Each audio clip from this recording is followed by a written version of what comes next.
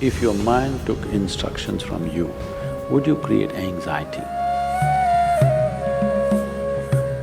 Just do the simple sadhana, all of you. You can't do any other yoga. This much you can do, isn't it? You will see half your anxiety will start settling down because essentially the conflict is, there are two dimensions within you.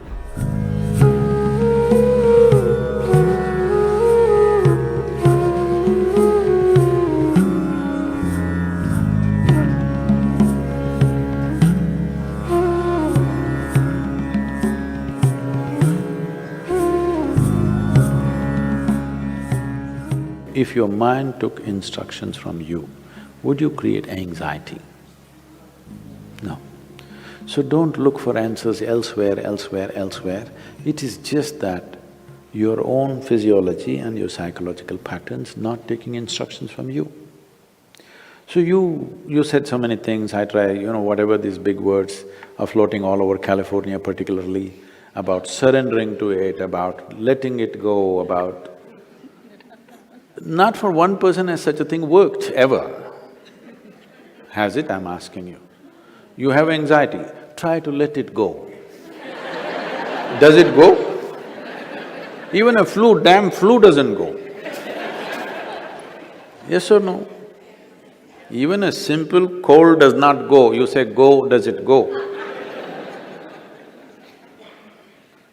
So, let's not get into this fanciful states of surrendering, these are all words thrown around. Nobody knows what is surrender. Because when it happens, you will not know it has happened. You can't do it, I surrendered. How's that possible? So, leaving those things, essentially, as I said, you have not read the user's manual of how this works. We need to pay attention to this. The system is made in such a way, if you hold your hand like this, it'll work one way. If you do like this, it'll work another way. If you do like that, it'll work another way. It's a phenomenal process. If it was a simple thing, we could have just beaten it into shape with hammer and anvil, okay? It's too sophisticated. It's a phenomenally complex machine.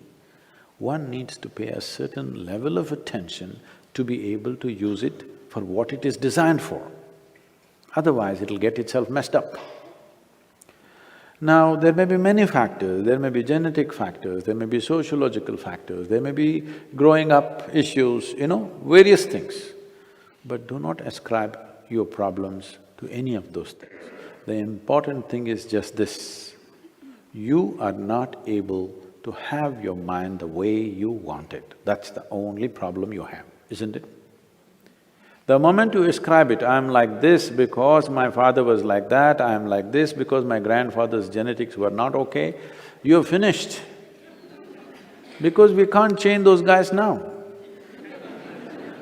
Yes? You can't choose a different father or a different grandfather now, it's over. But you can transform this. You must understand, still it doesn't matter you have anxiety disorder.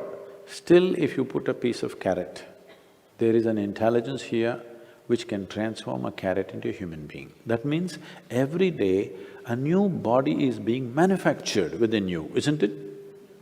In parts, a new human being is manufactured every day.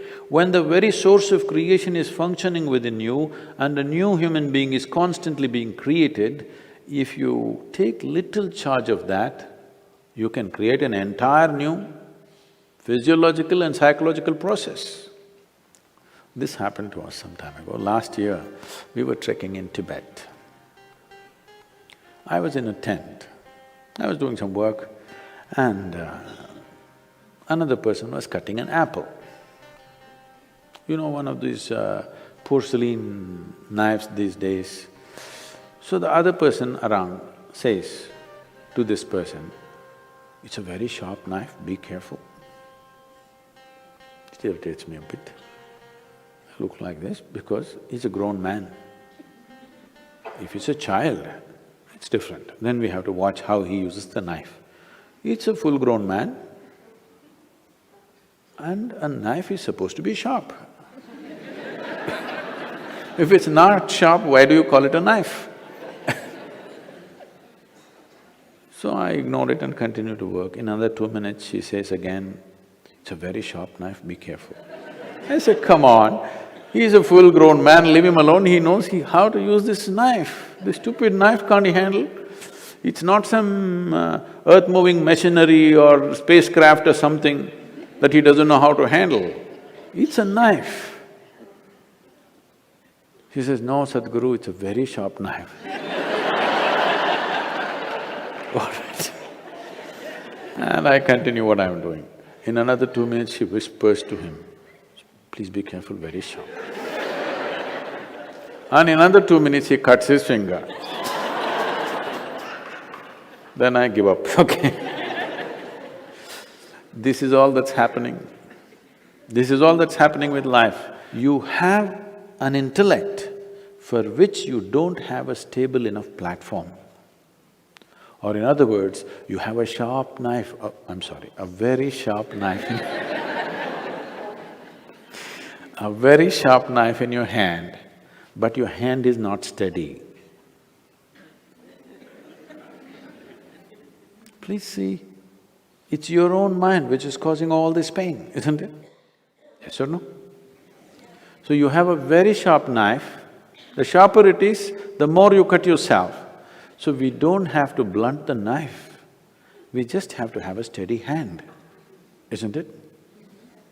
Nothing has been done about that. People are trying to blunt the knife with all these sedatives and nonsense. What you take is to blunt the knife. Blunting the knife is not the answer, because if you lower the possibilities of who you are, everything will be okay. If you remove half of your brain, you will be quite peaceful. Because it takes some brain to cause anxiety. If we really remove half of your brain, you will be quite peaceful and you may even be happy, actually. Nothing bothers you. You'll be okay. All right? But that's not what we're looking for. What a human being is looking for is to become limitless in some way. And if this has to happen, you have to create a steady platform. Knife need not be taken away, knife need not be blunted. Only thing is, hand needs to be steadied, isn't it? No process to do that.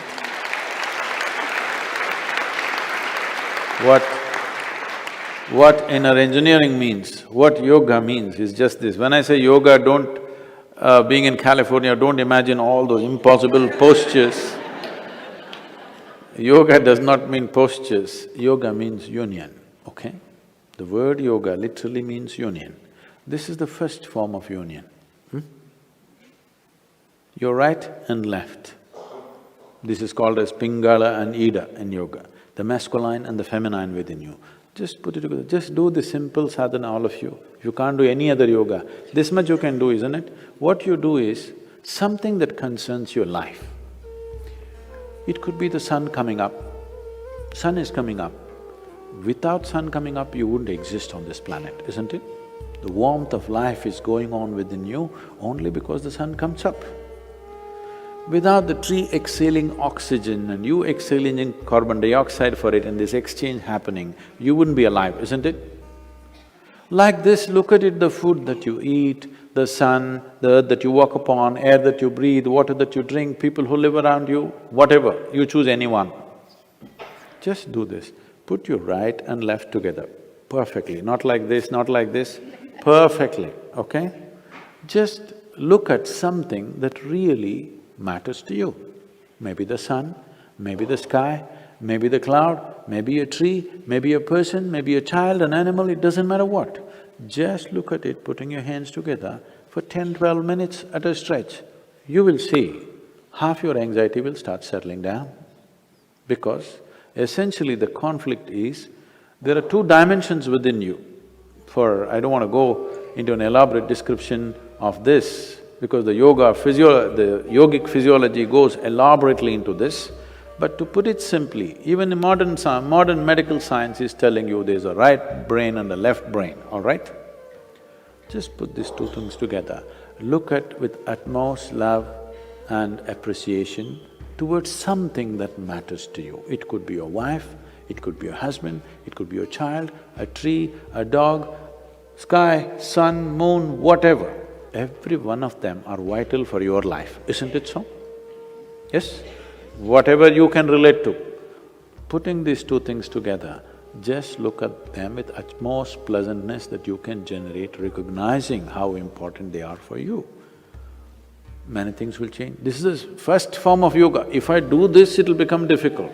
And there are many ways to do namaskar, like this, like that, like that. This is the most simple thing. Start here, okay